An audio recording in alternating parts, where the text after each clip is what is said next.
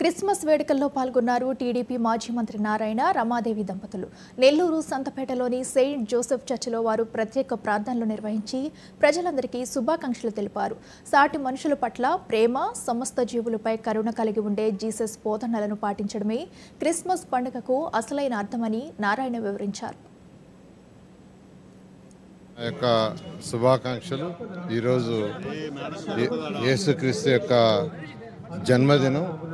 ఈ జన్మదినాన్ని పురస్కరించుకొని ప్రపంచంలో అత్యధికమైన ప్రజలు ఈరోజు ఆ ప్రభువుని ప్రార్థించడం జరుగుతుంది. ఆ సందర్భంగా ఈరోజు యాక్చువల్గా ఈరోజు చర్చికి సకుటుంబంగా రావటం జరిగింది.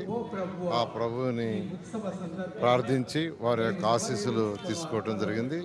మరొకసారి ప్రతి ఒక్కరికి ఈ క్రిస్మస్ సందర్భంగా నా యొక్క శుభాకాంక్షలు తెలియజేస్తున్నాను. యేసుక్రీస్తు జన్మించిన ఈ శుభ సందర్భంలో పురస్కరించుకొని జరిగిన ప్రార్థనలో మేము దంపతులిద్దరూ పాల్గొనటం జరిగింది.